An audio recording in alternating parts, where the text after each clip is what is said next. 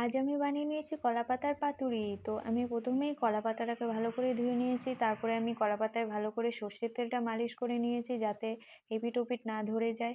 তো আমি এখানে মোরলা মাছ বা পুঁটি মাছ তোমরা দিতেই পারো, মোরলা মাছ আমি পুঁটি মাছও দিয়েছি, মোরলা মাছও দিয়েছি। তারপরে আমি দিয়ে দিলাম রসুন, টমেটো, পেঁয়াজ।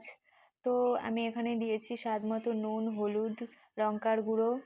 তারপরে আমি দিয়ে নিলাম এখানে ভালো করে সর্ষের তেল দিয়ে নিয়েছি, তোমরা পরিমাণ মতন দিতে পারো। তারপর আমি ম্যারিনেট করে নিচ্ছি, ম্যারিনেট করে নেওয়ার পরে আমি পাতাটাকে গুটিয়ে ভালো করে ফোল্ড করে নিচ্ছি যাতে এপিঠ ওপিঠ থেকে না বেরিয়ে যায়। তো আমি একটা কড়াই গরম করে নিয়ে তার মধ্যে আমি দিয়ে দিলাম মাছটাকে, যাতে এবার দিয়ে দেবো লো ফ্লেমে আঁচ করে দিলাম পুরো, যাতে এপাশ ওপাশ থেকে না ধরে যায়। ঢাকনা চাপা দিয়ে দেওয়ার পরে 8 ঘন্টা পরে দেখো তৈরি হয়ে গেছে, কি সুন্দর হয়েছে দেখো। তোমাদের দেখাচ্ছি, তো দেখো, এই দেখো খুবই সুন্দর হয়েছে রান্নাটা। আমি ফার্স্ট টাইম তৈরি করছি, তোমরাও তৈরি করতে পারো। তো এটা তোমরা ভাত দিয়েও খেতে পারো। পরিবেশনের জন্য রেডি হয়ে গেছে, দেখো খুবই সুন্দর হয়েছে। তোমাদের দেখাচ্ছি আস্তে করে, দেখো কলা পাতাটাকে খুলছি, দেখো খোলার পরে এবার দেখো কি সুন্দর হয়েছে।